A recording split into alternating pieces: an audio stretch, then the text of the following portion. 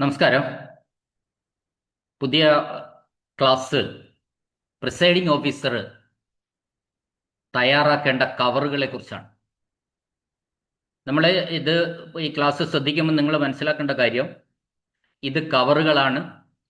എല്ലാ കവറുകളെ പറ്റിയും പറയുന്നുണ്ട്. ഈ വലിയ കവറല്ല, ചെറിയ കവർ. വലിയ കവർ എന്ന് പറയുന്നത് ചെറിയ കവർ ഇടുന്ന കവറാണ് വലിയ കവർ എന്ന് പറയുന്നത്. ആ കവറുകൾ ചിലപ്പോൾ ഫോറങ്ങൾ ഇടുന്ന കവറുകളാവാം, ചിലപ്പോൾ മറ്റെന്തെങ്കിലും, അതായത് മാർക്കഡ് കോപ്പി ഇടുന്ന കവറാവാം, വോട്ടേഴ്സ് രജിസ്റ്റർ ഇടുന്ന കവറാവാം. അപ്പൊ എല്ലാ കവറുകളെ കുറിച്ചും പറയാൻ. അപ്പോൾ നമ്മൾ മനസ്സിലാക്കേണ്ട കാര്യം, ഓരോ കവറിന്റെ ഉള്ളിലും ഫോമുകൾ അല്ലെങ്കിൽ മറ്റ് അതിന്റെ എലക്ഷൻ മെറ്റീരിയൽസ് ഉണ്ടാവും. അപ്പൊ അതിനനുസരിച്ച് ഞാൻ ഓരോ കവർ വരുമ്പോഴും അതിനകത്ത് എന്തൊക്കെയാണെന്ന് കൂടി പറയാം.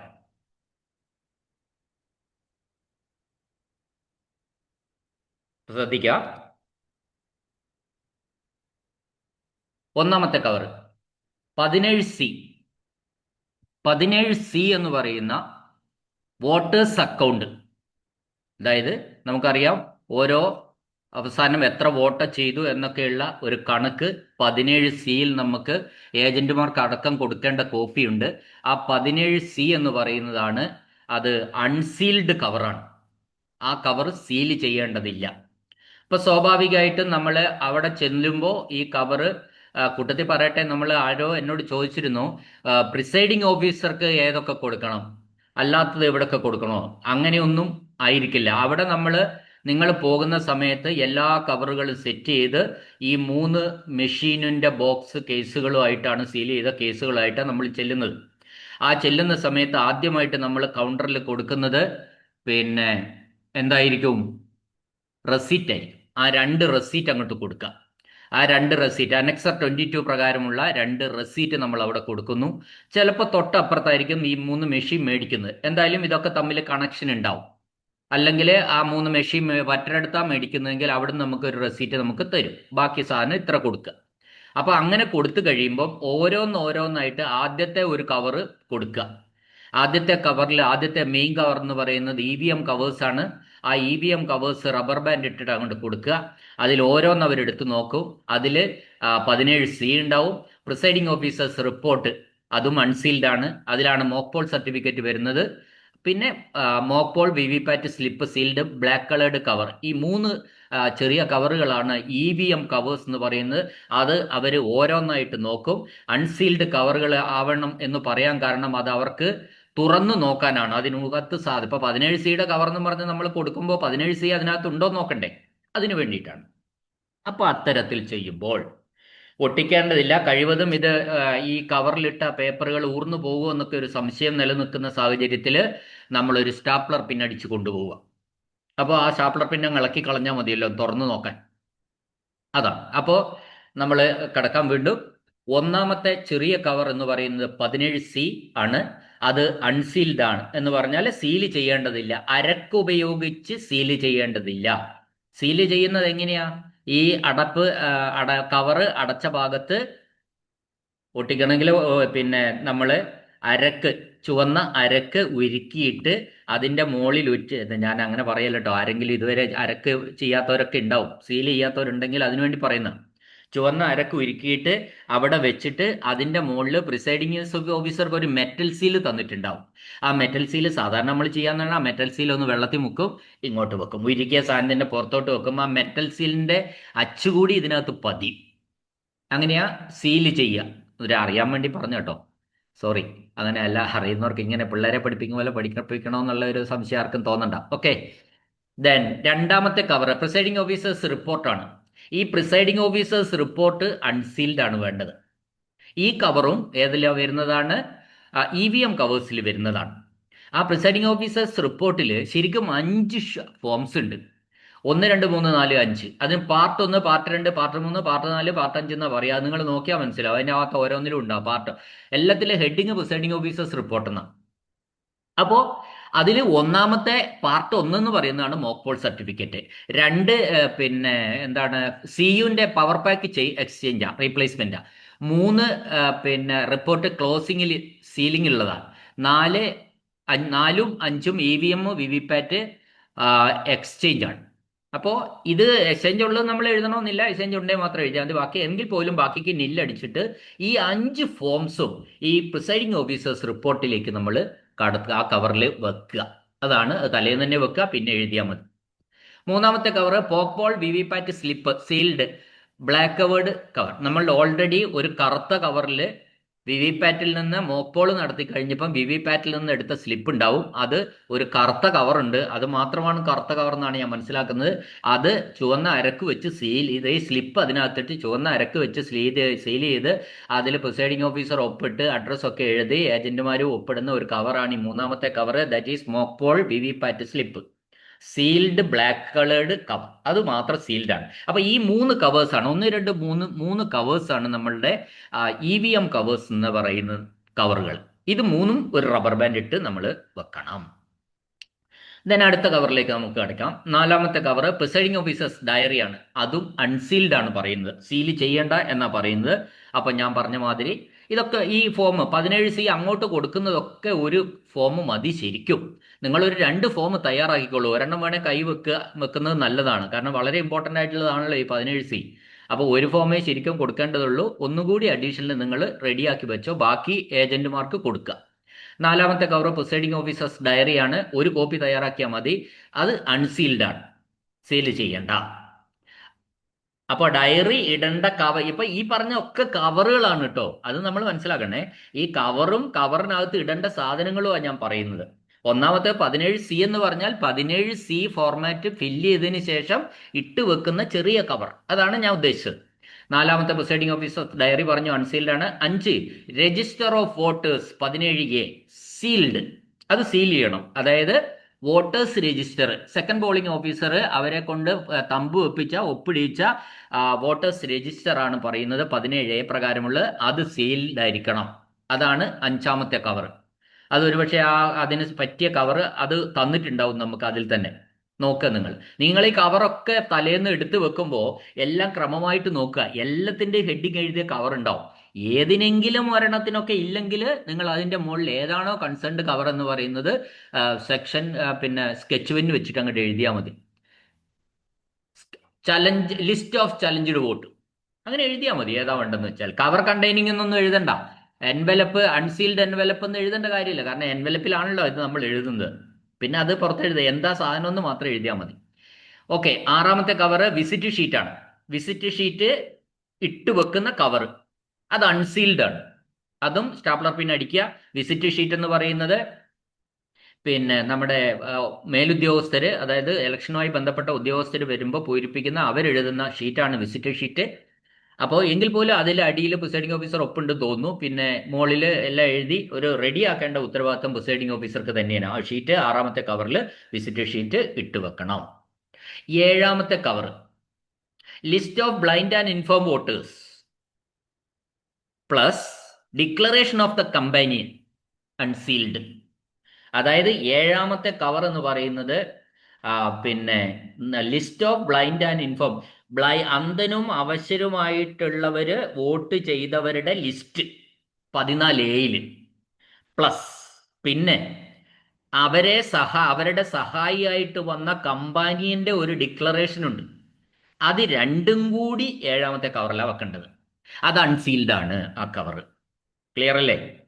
ലിസ്റ്റ് അന്ധനും അവശരുമായവരുടെ അങ്ങനെ ആ രീതിയിൽ വോട്ട് അല്ല, വെറുതെ അന്ധനോ അവശനാന്നും പറഞ്ഞിട്ട് വന്ന് വോട്ട് അവർ തന്നെ ചെയ്തു പോയാൽ പിന്നെ നിങ്ങൾ ആ ലിസ്റ്റിൽ 14A പെടുത്തേണ്ട ആവശ്യമില്ല. അന്ധനോ അവശനും ഒക്കെ ഒരുപാട് പേരുണ്ടാവും, അതെല്ലാവരും ഉൾപ്പെടുത്തണ്ട. പക്ഷെ അന്ധനും അവശനും ആയവര് കമ്പാനിയൻ വെച്ചിട്ട് വോട്ട് ചെയ്താൽ മാത്രമേ ഈ ലിസ്റ്റിൽ പെടുത്തേണ്ടതുള്ളൂ. മറ്റത് ജനറൽ കാറ്റഗറിയാണ്.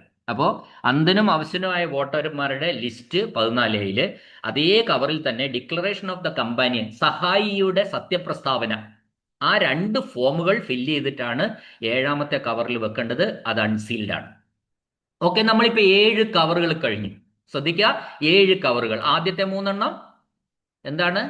EVM കവേഴ്സ്, അത് 3ഉം കൂടി റബ്ബർ ബാൻഡ് ഇട്ടു. രണ്ടാമത്തെ എന്ന് പറയുന്നത് 4 കവറാണ്. 4, 5, 6, 7. ദാറ്റ് ഈസ് സ്ക്രൂട്ടിനി കവേഴ്സ് എന്ന് പറയും. 4 കവറുകൾ.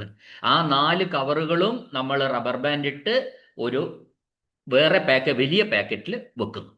അപ്പോൾ 3 ആയി, സെക്കൻഡ് സ്പെല്ല് 4 ആയി. ഇനി അടുത്തത് 8ാമത്തെ cover marked copy of electoral and list of CSV.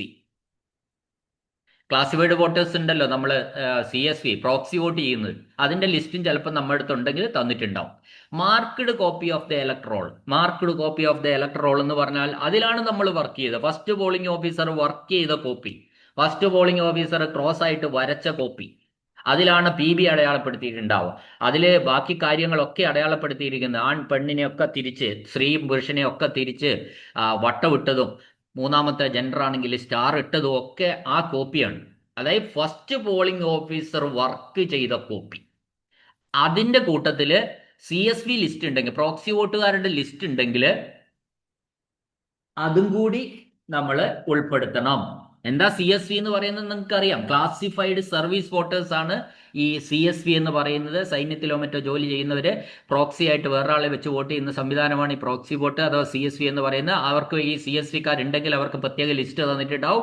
ആ ലിസ്റ്റും കൂടി ഈ മാർക്ക്ഡ് കോപ്പിയുടെ കൂട്ടത്തിൽ ഉൾപ്പെടാം. അത് സീൽഡ് ആയിരിക്കണം. ഓക്കെ, 8ാമത്തെ കവർ. ദെൻ 9ാമത്തെ കവർ വോട്ടർ സ്ലിപ്സ് ആണ്. വോട്ടർ സ്ലിപ്സ്, അതായത് സെക്കൻഡ് പോളിംഗ് ഓഫീസർ വോട്ടർക്ക് സ്ലിപ്പ് കൊടുക്കുന്നു. ആ സ്ലിപ്പ് തേർഡ് പോളിംഗ് ഓഫീസർ എടുത്ത് കൊടുത്ത് തേർഡ് പോളിംഗ് ഓഫീസർ അത് വാങ്ങിയതിന് ശേഷമാണ് നിങ്ങൾ പോയി ചെയ്തോളൂ എന്ന് പറയുന്നത്. അങ്ങനെ തേർഡ് പോളിംഗ് ഓഫീസർ വാങ്ങി വെക്കുന്ന സ്ലിപ്പുകൾ എല്ലാം കൂടി കൺസോൾഡേറ്റ് ചെയ്ത് കൂട്ടി കെട്ടി പാക്ക് ചെയ്ത് ഒരു കവറിൽ പാക്ക് ചെയ്യണം. ആ കവറാണ് 9ാമത്തെ കവർ. അത് സീൽഡാണ്. അത് വോട്ടർ സ്ലിപ്പ് എല്ലാം കൂടി ഇട്ടതിന് ശേഷം ആ കവർ, ഈ സീൽഡ് കവർ നിങ്ങൾ പ്രത്യേകമായിട്ടൊന്ന് ശ്രദ്ധിക്കുക. അത് കഴിവതും ഒട്ടിച്ചതിന് ശേഷം സീൽ ചെയ്യുക. അപ്പോൾ വിട്ടുപോകില്ല. മറ്റേ ഒട്ടിക്കാതെ വെറും സീൽഡ് മാത്രമാകുമ്പോൾ പ്രശ്നമാണ്. ഒട്ടിച്ച് സീൽ ചെയ്താൽ മതി. ദെൻ 10ാമത്തെ cover unused tendered ballot paper. Suppose നമുക്ക് 20, അതിനകത്ത് 4 ഒന്നും നിങ്ങൾ ഇടണ്ട, അൺയൂസ്ഡിൽ 4 ഒന്നും ഇടണ്ട. 10ാമത്തെ കവർ എന്ന് പറയുന്നത് അൺയൂസ്ഡ് ടെൻഡേർഡ് ബാലറ്റ് പേപ്പറാണ്. Unused tendered ballot paper. Suppose നമുക്ക് 20 ടെൻഡേർഡ് ബാലറ്റ് പേപ്പർ തന്നിട്ടുണ്ട്, നമ്മൾ അതിലൊന്ന് ഉപയോഗിച്ചു, ബാക്കി 19 ഉണ്ടാവും. അങ്ങനെയെങ്കിൽ ആ 19 എണ്ണം ഒരു കവറിൽ ഇട്ടിട്ട് സീൽ ചെയ്യാം.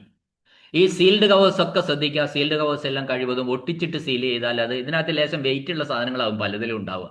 അപ്പം ചിലപ്പോൾ ഒരു അരക്കൊക്കെ വെച്ച് ഉച്ചാൽ ഇപ്പോഴും പറഞ്ഞാൽ അങ്ങ് പോകും സാധനം. അത് ഒഴിവാക്കാൻ വേണ്ടി നിങ്ങൾ ഒട്ടിച്ചതിന് ശേഷം സീൽ വെക്കുന്നതായിരിക്കും നല്ലത്. ദെൻ 11ാമത്തെ cover used tendered ballot and list in 17B. ഇപ്പൊ ഞാൻ പറഞ്ഞല്ലോ, നമുക്ക് ടെൻഡേർഡ് ബാലറ്റ് പേപ്പർ 20 എണ്ണം തന്നിട്ടുണ്ട്. അതിൽ 2 എണ്ണം നമ്മൾ ഉപയോഗിച്ചു. അതായത് 2 പേര് വന്നപ്പോൾ അവർക്ക് അവരുടെ വോട്ട് ആരോ ചെയ്തു വരുന്നു. അപ്പൊ അവർക്ക് ടെൻഡേർഡ് ബാലറ്റ് പേപ്പർ കൊടുത്തു. അപ്പൊ 2 എണ്ണം ഉപയോഗിച്ചു. 2 എണ്ണം ഉപയോഗിച്ചെങ്കിൽ ആ 2 എണ്ണം അവര് വോട്ടായിട്ട് ചെയ്തിട്ടുണ്ടാവും. ഓർമ്മിക്കുക, ടെൻഡേർഡ് ബാലറ്റ് ചെയ്യുന്ന ഒരാളുടെയും പിന്നെ നമ്മള് ഓൾറെഡി മാർക്ക്ഡ് കോപ്പിയിൽ വരയ്ക്കണ്ട. കാരണം മാർക്ക്ഡ് കോപ്പിയിൽ അവരുടെ പേര് നേരെ ഓൾറെഡി വരച്ചിട്ടുണ്ടാവുമല്ലോ. കാരണം ആരോ ചെയ്തു പോയി. രണ്ടാമത്തത് അവർക്ക് രജിസ്റ്ററിൽ ഒപ്പിടണ്ട, മഷി അവർക്ക് കുത്തണം. രജിസ്റ്ററിൽ ഒപ്പിടണ്ട, അവർക്ക് പേപ്പർ സ്ലിപ്പ് കൊടുക്കണ്ട, അവർ മെഷീനിൽ വോട്ട് ചെയ്യുകയില്ല. മഷീൻ കുത്തിയിട്ട് അവർക്ക് അവരുടെ കയ്യിൽ എന്ത് കൊടുക്കും? ഈ ടെൻഡേർഡ് ബാലറ്റ് പേപ്പർ എടുത്തു കൊടുക്കും. പോയിട്ട് ഒരു ആരോ ക്രോസ് മാർക്കും കൊടുക്കും. ആരോ ക്രോസ് മാർക്ക് ഇൻഡു അടയാളമുള്ള ഒരു സാധനമാണ്.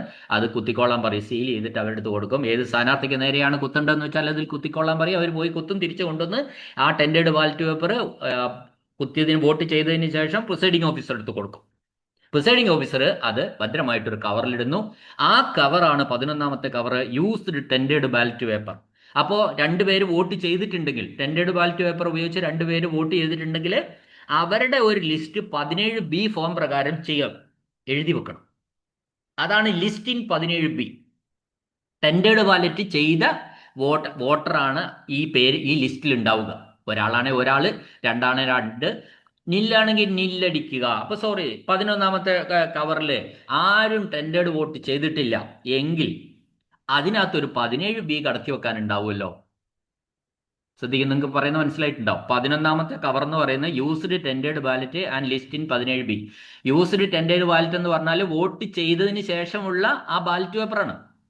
അങ്ങനെ ടെൻഡേർഡ് ബാലറ്റ് പേപ്പർ ആരും ചെയ്തില്ല, അങ്ങനെ ചെയ്യാൻ ആരും ഇല്ലായിരുന്നു എങ്കിൽ ഈ 11ാമത്തെ കവറിൽ യൂസ്ഡ് ടെൻഡേർഡ് വെക്കാനില്ല. അപ്പൊ നിങ്ങൾ എന്ത് ചെയ്യണം?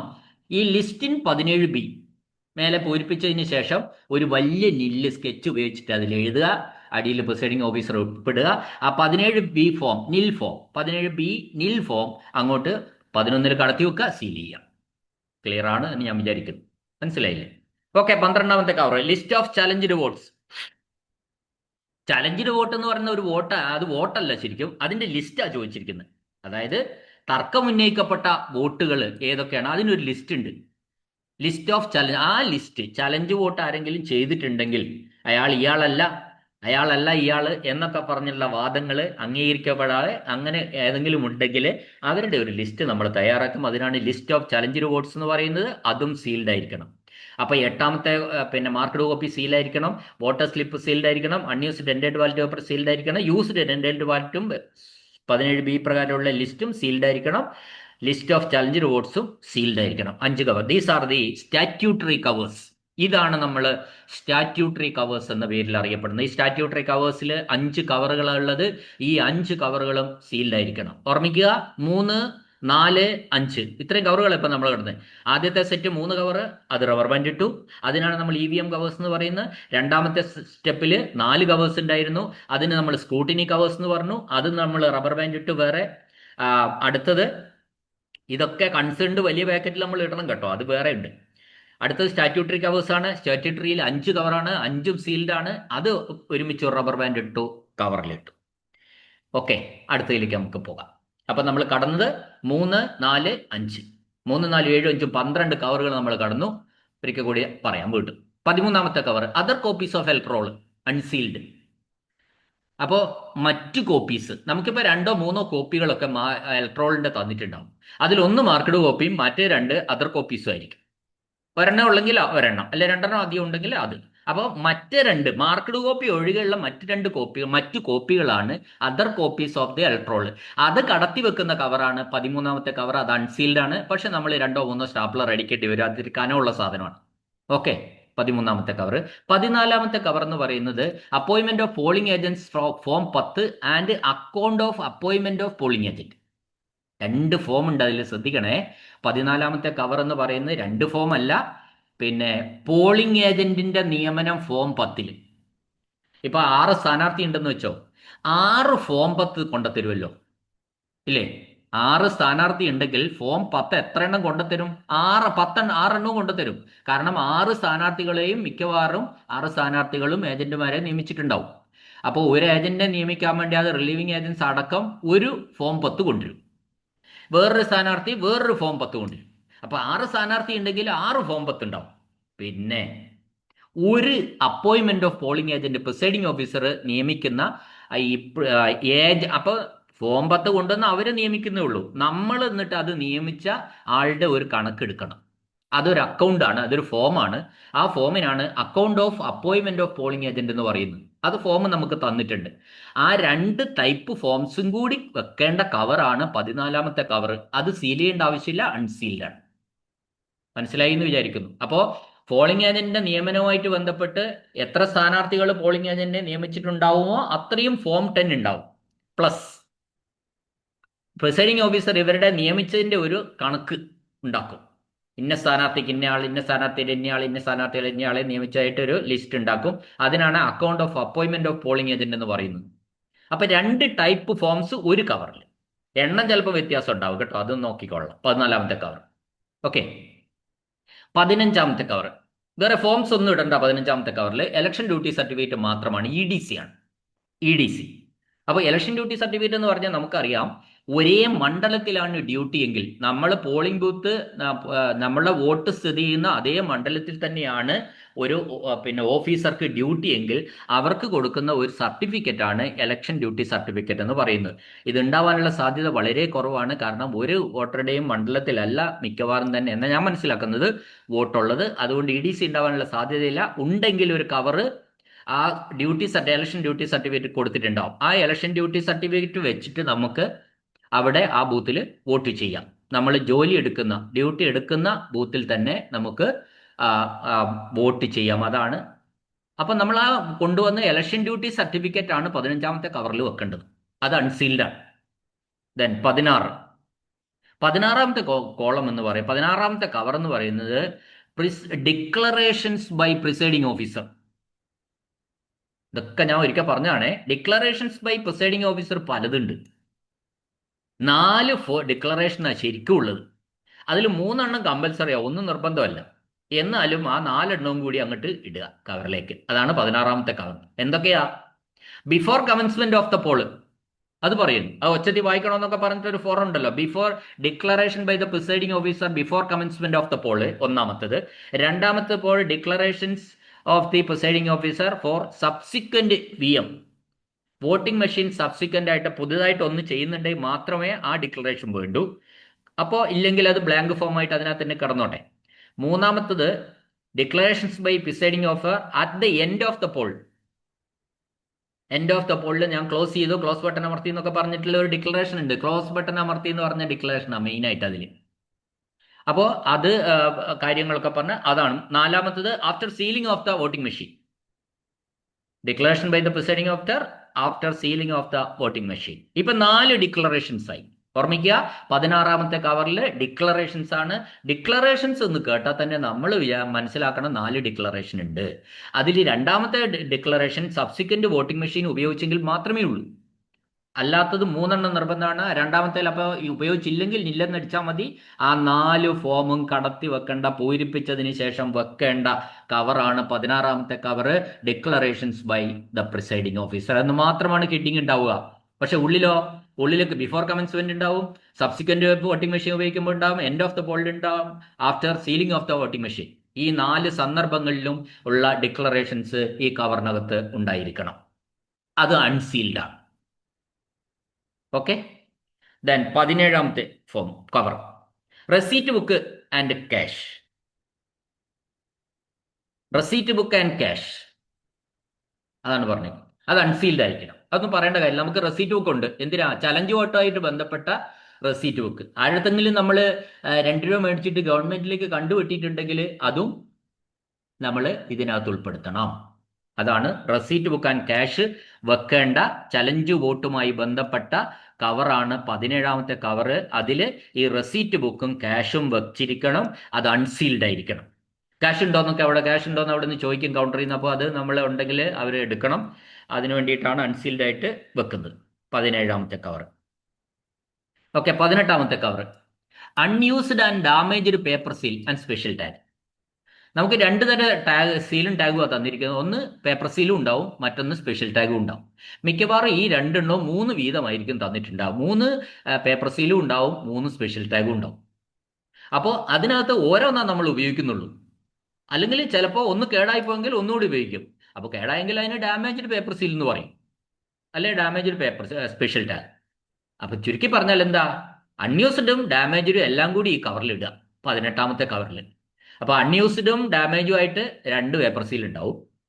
അൺയൂസ്ഡും ഡാമേജും ആയിട്ട് 2 സ്പെഷ്യൽ ടാഗും ഉണ്ടാവും. ആകെ 2 4 ബാക്കി ഉണ്ടാവുള്ളൂ ഒന്ന് ഉപയോഗിച്ചിട്ടുണ്ടെങ്കിൽ. അതാണ്. അതിനകത്ത് വേറെ ഫോറങ്ങളൊന്നും ഇല്ല കേട്ടോ.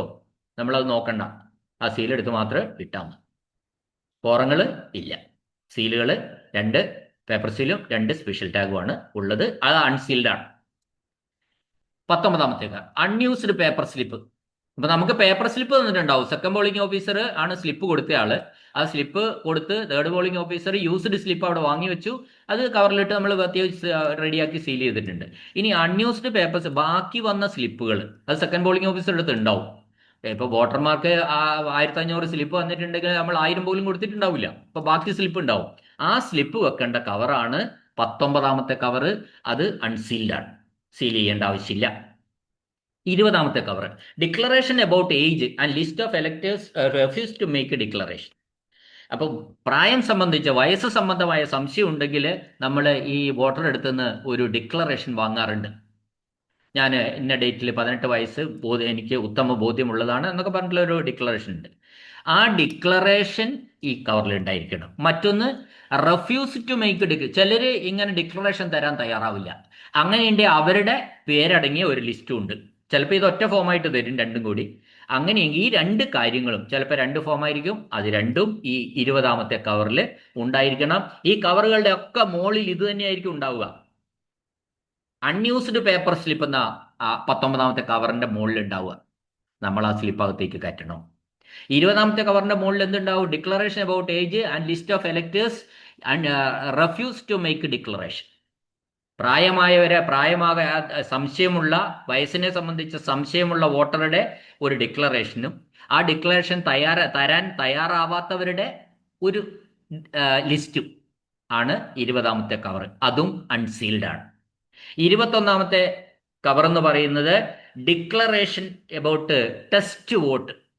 49 MA എന്ന് പറയുന്ന റൂളിൽ വരുന്ന 49 MA ആണ് ടെസ്റ്റ് വോട്ട്. ടെസ്റ്റ് വോട്ടിനെ പറ്റി ഞാൻ വിശദീകരിക്കുമ്പോൾ കണ്ടവാന് സമയം പോവേണ്ടല്ലോ, മനസ്സിലായിട്ടുണ്ടാവും. അത് തന്നെ. പക്ഷേ ഈ ടെസ്റ്റ് വോട്ട് ചെയ്യാൻ പോകുന്ന ആള് രണ്ടാമതാണല്ലോ വോട്ട് ചെയ്യുക. ടെസ്റ്റ് വോട്ട് ആദ്യം അയാൾ നോർമൽ വോട്ട് ചെയ്തതാണ്. അതിൽ ഒരു ആക്ഷേപം ഉന്നയിച്ചപ്പോഴാണ് പ്രിസൈഡിംഗ് ഓഫീസർ ഒരു ടെസ്റ്റ് വോട്ട് അനുവദിക്കുന്നത്. ആ ടെസ്റ്റ് വോട്ട് അനുവദിക്കുന്നതിന് മുമ്പ് ഇയാള് ഒരു ഡിക്ലറേഷൻ തരേണ്ടതായിട്ടുണ്ട്. ആ ഡിക്ലറേഷനിൽ എന്താ പറയേണ്ടത്? ഞാൻ ഇന്ന പോലെ കണ്ടു, ഞാൻ 4-നാണ് ചെയ്തത്, ഞാൻ പക്ഷെ കണ്ടത് 1-ആണ്, പക്ഷെ എനിക്ക് അത് പിന്നെ എന്നാൽ ഇത് ഇങ്ങനെ പറയുന്നത് കൊണ്ട് തെറ്റാണ്, എൻ്റെ വാദങ്ങൾ തെറ്റാണെങ്കിൽ എനിക്ക് കിട്ടുന്ന ശിക്ഷ 6 മാസത്തെ ശിക്ഷയും 1000 രൂപ അതൊക്കെ എനിക്ക് ബോധ്യമുള്ളതാണെന്നൊക്കെ പറഞ്ഞിട്ടുള്ള ഒരു ഡിക്ലറേഷനാണ്. അതാണ് ടെസ്റ്റ് വോട്ടിന്റെ ഡിക്ലറേഷൻ. ആ ഡിക്ലറേഷൻ അങ്ങനെ ആരെങ്കിലും ചെയ്തിട്ടുണ്ടെങ്കിൽ ആ ഡിക്ലറേഷനാണ് 21ാമത്തെ കവറിൽ വരേണ്ടത്. അത് അൺസീൽഡ് ആണ്. ഓക്കെ. അടുത്ത 22ാമത്തെ കവറിൽ വരേണ്ട ഫോം, കവറും ഫോമും ആണ് ഇപ്പൊ ഞാൻ പറഞ്ഞുകൊണ്ടിരിക്കുന്നത്. 22 declaration by elector whose name is in ASD ലിസ്റ്റിൽ. ASD ലിസ്റ്റിലുള്ള ഒരു വോട്ടർ, അയാളെ പറ്റി നമ്മൾ ഒരു ഡിക്ലറേഷൻ മേടിക്കുക. അത് ഒരു സംശയകരമായ വോട്ടറാണ് എപ്പോഴും ഈ ASD ലിസ്റ്റിലുള്ളത്. അപ്പൊ ഇവിടെ അതിനോടനുബന്ധിച്ചൊരു കാര്യം പറഞ്ഞോട്ടെ. നമുക്ക് നമ്മുടെ marked copy of the elector റോളിലുള്ള കുറച്ച് പേരായിരിക്കും ചിലപ്പോൾ ASD ലിസ്റ്റിലും ഉണ്ടാവുക.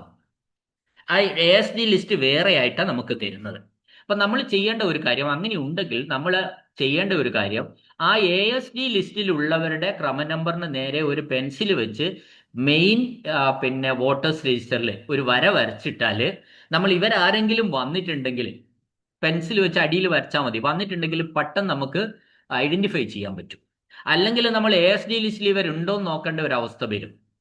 മെയിൻ അതായത് ഞാൻ പറഞ്ഞ മനസ്സിലായിട്ടുണ്ടാവും. ബാലറ്റ് പിന്നെ അതായത് എലക്ടർ റോളില് ഇവരുടെ പേരുണ്ട്. അതിനു പുറമെയാണ് ASD ലിസ്റ്റിൽ ഉള്ള പേരുകൾ എന്ന് പറയുന്ന പേര് തന്നിട്ടുള്ളതെങ്കിൽ, അപ്പോൾ ASD ലിസ്റ്റിൽ ഉണ്ടാവും ഇവരുടെ പേര്, യഥാർത്ഥ വോട്ടർ പട്ടികയിലും ഇവരുടെ പേരുണ്ടാവും. അങ്ങനെയെങ്കിൽ ആ ASD ലിസ്റ്റിലുള്ളവരുടെ പേര് അടങ്ങുന്ന വോട്ടർ പട്ടികയിലെ പേരിനടിയിൽ ഒരു വര വരച്ചാൽ ഇവർ വരുമ്പോൾ നമുക്ക് പെട്ടെന്ന് മനസ്സിലാവും. നമ്മൾ എപ്പോഴും ASD ലിസ്റ്റ് ചെക്ക് ചെയ്യില്ലല്ലോ. അങ്ങനെ എനിക്ക് മനസ്സിലാവുന്നത് ഈ ലിസ്റ്റിലും കൂടി അവരുടെ പേര് ഉണ്ടാവാമെന്ന്. അപ്പോൾ ഒരു ഡ്യൂപ്ലിക്കേഷൻ അവിടെ വന്നിട്ടുണ്ട്.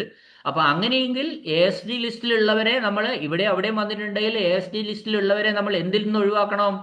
ഈ ബൂത്തിലേക്ക് വോട്ട് ചെയ്യാൻ അർഹതപ്പെട്ടവരുടെ എണ്ണത്തിൽ നിന്ന് അവരെ ഒഴിവാക്കണം. ASD ലിസ്റ്റിലുള്ളവരെ ഒഴിവാക്കണം. എങ്ങനെയാണെങ്കിൽ ASD ലിസ്റ്റിലും പേരുണ്ട്, നമ്മുടെ ഇലക്ടർ റോളിലും വോട്ടർ പട്ടികയിലും പേരുണ്ടെങ്കിൽ അവിടെ ഡ്യൂപ്ലിക്കേഷൻ ആയില്ലേ. അപ്പൊ അത് നമ്മൾ ഒഴിവാക്കിയിട്ട് വേണം നമ്മൾ ഈ ബൂത്തിലേക്ക് ആകെ അസൈൻ ചെയ്തിട്ടുള്ള വോട്ട് ചെയ്യാൻ അർഹതപ്പെട്ടവരുടെ എണ്ണം എടുക്കുമ്പോൾ അത്തരത്തിലുള്ള ഒരു ഒഴിവാക്കൽ ഒന്ന് ശ്രദ്ധിച്ച് കേട്ട് മനസ്സിലാക്കണം കേട്ടോ. ഓക്കെ. അപ്പോൾ അതാണ് 22ാമത്തെ കവറിൽ അവരുടെ ഡിക്ലറേഷനാണ് 22ാമത്തെ കവറിൽ വെക്കേണ്ടത്. ഈ കവറിന്റെ ഞാൻ ഒരിക്കൽ കൂടി പറയാണ്, എല്ലാ കവറിന്റെ മുകളിലും ഈ ഹെഡിങ് ഉള്ള കവറുകൾ ഉണ്ടാവും. ഈ ഹെഡിങ് ഉള്ള കവറുകൾ ഉണ്ടാവും. അത് നമ്മൾ തിരഞ്ഞെടുത്താൽ മതി. ഏതെങ്കിലും കവർ ഹെഡിങ് ഇല്ലാതെ നമുക്ക് കിട്ടിയില്ല എങ്കിൽ, ഇപ്പോൾ declaration by elector whose name is in ASD list കിട്ടിയില്ല, എവിടെയില്ല, അത് തന്നതിലില്ല, ഇലക്ഷൻ റവന്യൂക്കാർ തരാൻ വിട്ടുപോയി. ഓക്കെ, കുഴപ്പമില്ല. നമ്മളൊരു ബ്ലാങ്ക് കവർ എടുത്തിട്ട് ആ ഹെഡിങ് മുകളിൽ അങ്ങ് എഴുതിയാൽ മതി, വേറെ ഒന്നും ചെയ്യണ്ട. മറ്റൊരു ചോദ്യം എന്താ, ഡിസ്റ്റിങ്വിഷിംഗ് മാർക്കും പിന്നെ പ്രിസൈഡിംഗ് ഓഫീസർ സീലും എല്ലായിടത്തും വെക്കാന്നൊക്കെ ആരോ ചോദിച്ചിരുന്നു. വെക്കാം, ഒരു കുഴപ്പമില്ല, അവിടെ കിടന്നോട്ടെ, എല്ലായിടത്തിലും കിടന്നോട്ടെ. ഡിസ്റ്റിങ്വിഷൻ മാർക്ക് എന്ന് പറയുന്നത് ഒന്നും ഇല്ലല്ലോ, എല്ലാ ഫോമിലും കിടന്നോട്ടെ. നമ്മുടെ ബൂത്തിനെ, നമ്മുടെ പോളിംഗ് സ്റ്റേഷനെ തിരിച്ചറിയാനുള്ള ഒരു സീലാണ് ഡിസ്റ്റിങ്വിഷിംഗ് മാർക്ക് എന്ന് പറയുന്നത്. അതുണ്ടെങ്കിൽ എല്ലാത്തിലും കിടന്നോട്ടെ, ഒരു കുഴപ്പമില്ല, വെച്ചോട്ടെ. മറ്റൊന്ന് പിന്നെ പ്രിസൈഡിംഗ് ഓഫീസർ സീല്, ആ പ്രിസൈഡിംഗ് ഓഫീസർ ഒപ്പിടേണ്ട എല്ലാ സ്ഥലത്തും പ്രിസൈഡിംഗ് ഓഫീസറുടെ സീലും കൂടി വെച്ചോളൂ, കുഴപ്പമൊന്നുമില്ല. അതൊക്കെ നമുക്ക് നേരത്തെ ചെയ്തു വെക്കാലോ. എല്ലാ ഫോമിലും ഇത്തരത്തിലുള്ള കാര്യങ്ങളൊക്കെ നേരത്തെ ചെയ്തു വെക്കാം. ഓക്കെ. 23ാമത്തെ cover, letter of complaint to SHO. Challenge വോട്ടുമായി മാത്രം ബന്ധപ്പെട്ടതായി ലെറ്റർ ഓഫ് കംപ്ലൈന്റ് കേട്ടോ. അവിടെ പിന്നെ ഏതില്ല, ടെസ്റ്റ് വോട്ടുമായിട്ട് ബന്ധപ്പെട്ട് പിന്നീട് കേസെടുക്കുകയാണെന്ന് ഞാൻ മനസ്സിലാക്കി. ഇത് SHOയ്ക്ക് പരാതി കൊടുക്കുന്നത് ശരിക്കും ചലഞ്ച് വോട്ടുമായി ബന്ധപ്പെട്ടിട്ടാണ്. അതാണ് 23ാമത്തെ കവർ, ലെറ്റർ ഓഫ് കംപ്ലൈന്റ്. ആ കംപ്ലൈന്റിന്റെ ഒരു കോപ്പിയാണ് അതിനകത്ത് ഇടേണ്ടത്, ഈ പിന്നെ ഈ 23ാമത്തെ കവറിൽ. ഇനി 24ാമത്തെ കാറിൽ അക്വിറ്റൻസ് റോൾ ഓഫ് ടി എ. അക്വിറ്റൻസ് സാധാരണ ഉണ്ടാവണമെന്നില്ല, എങ്കിൽ പോലും ഇതിനകത്ത് ഒരു കവർ പറഞ്ഞിരിക്കുന്നതുകൊണ്ട്, റെസീറ്റിൽ ഒരു കവർ പറഞ്ഞിരിക്കുന്നതുകൊണ്ട് നിങ്ങൾ ഒരു കവർ അതിന് സെറ്റ് ചെയ്യുക. അവിടെ ഒരു നില്ല് ആണെങ്കിൽ നില്ല് എഴുതുക, അതും അൺസീൽഡ് ആണ്. ഓക്കെ, 24 കവേഴ്സ് ആണ് നിങ്ങൾ ശരിയാക്കേണ്ടത്. 24 കവേഴ്സ് മാത്രം. അല്ലാതെ 2 കവറ്, 5ാമത്തെയും 6ാമത്തെയും വലിയ കവർ എന്ന് പറഞ്ഞ ഒരു കവർ വരുന്നുണ്ട് കേട്ടോ. 5ാമത്തെയും 6ാമത്തെയും വലിയ കവർ എന്ന് പറഞ്ഞാല് ഹാൻഡ് ബുക്ക് ഇടാനുണ്ടാവും, പിന്നെ സ്കെയിൽ ഇടാനുണ്ട്, അങ്ങനത്തെ പിന്നെ മഷി ഇടാനുണ്ട്. ഇതെല്ലാം ഉള്ള ഒരു കവറുകളാണ് അത്. പക്ഷേ ഫോംസോ മറ്റുള്ള മെറ്റീരിയൽസോ അല്ല, മറ്റ് അതും ഇതൊക്കെ ആയിട്ടുള്ള മെറ്റീരിയൽസ് ഇടാനുള്ള കവറുകളാണ് 5ാമത്തെയും 6ാമത്തെയും മെയിൻ കവർ. അപ്പോൾ ആദ്യത്തെ ഒരിക്കൽ കൂടി ഞാൻ പറയാം. EVM കവേഴ്സ് 3 എണ്ണം, സ്ക്രൂട്ടിനി കവേഴ്സ് അടുത്ത 4 എണ്ണം, ദെൻ സ്റ്റാറ്റ്യൂട്ടറി കവേഴ്സ് അടുത്ത 5 എണ്ണം, നോൺ സ്റ്റാറ്റ്യൂട്ടറി കവേഴ്സ് അടുത്ത 11 എണ്ണം. അത് കൂടാതെ ഒരു TADA. അപ്പൊ കേൾക്കുക: 3, 4, 5, 11, 1. 3, 4, 5, 11, 1. 24 covers. 3 EVM covers, 4 scrutiny covers, 5 statutory covers, 11 non statutory covers, ഒരു TADA കവർ. കഴിഞ്ഞു. ഇതൊക്കെ ഇങ്ങനെ മനസ്സിൽ നമ്മൾ പ്രിസൈഡിങ് ഓഫീസർ മനസ്സിൽ കൊണ്ടുനടക്കണം. അപ്പോൾ ഞാൻ ഒരിക്കൽ കൂടി എൻ്റെ ക്ലാസ് കേട്ടവരെ കൂടുതൽ കൂടുതൽ തയ്യാറാക്കാൻ വേണ്ടിയിട്ടാണ് ഇത്തരത്തിലുള്ള കവറുകൾ അടങ്ങിയ ഒരു വീഡിയോ കൂടി ചെയ്തത്. ഒരിക്കലും എൻ്റെ വീഡിയോ കേട്ട് പോകുന്ന ഒരാളും ഒരു ഉദ്യോഗസ്ഥരും പുറകിലാവരുത് എന്നൊരാഗ്രഹം എനിക്കുണ്ട്. കാരണം ഞാനിത് വളരെ വളരെ ഷോർട്ട് ടൈമിൽ 2 ദിവസം കൊണ്ട് സെറ്റ് ചെയ്ത ക്ലാസ്സുകളാണ്. അപ്പോൾ അതിൻ്റെതായ കഷ്ടപ്പാടുകൾ ഞാനും എടുത്തിട്ടുണ്ട്. എങ്കിലും ഇതിലൊരു സന്തോഷമുണ്ട്. കാരണം നമുക്ക് ഒരുപാട് ആൾക്കാർ നമ്മുടെ വീഡിയോ മാത്രം കണ്ട് ഈ പോളിംഗ് സ്റ്റേഷനിലേക്ക് പോകുന്നവരുണ്ട്. തിരുവനന്തപുരം മുതൽ കാസർഗോഡ് വരെ ഉണ്ട്. അപ്പോൾ തീർച്ചയായിട്ടും നമുക്ക് ഇത് ചെയ്യുന്ന ആളെ സംബന്ധിച്ച് അത് തന്നെയാണ് ഇതിനകത്ത് വലിയ സന്തോഷം എന്ന് പറയുന്നത്. നിങ്ങൾ തീർച്ചയായിട്ടും എന്തെങ്കിലുമൊക്കെ അഭിപ്രായങ്ങൾ ഉണ്ടെങ്കിൽ കമൻറ്റ് ബോക്സിൽ രേഖപ്പെടുത്തുക. നല്ലതാണ് നല്ലതെന്നൊക്കെ ഒന്ന് പറയുന്നത്, അതല്ലേ നമ്മുടെയൊക്കെ ഒരു സന്തോഷം. അപ്പോൾ പിന്നെ എന്തെങ്കിലും സംശയം ഉണ്ടെങ്കിൽ നിങ്ങൾ രേഖപ്പെടുത്തുക. ഓക്കെ, കവറുകൾ ഇവിടെ അവസാനിക്കുകയാണ്. എല്ലാം ക്ലിയർ ആണെന്നാണ് ഞാൻ പറയുന്നത്. 3, 4, 5, 11, 1. Okay, cover 3, 4, 5, 11, 1. EVM, scrutiny, statutory, non statutory, TAD. Okay, എന്നെ കേട്ട എല്ലാവർക്കും നന്ദി, നമസ്കാരം.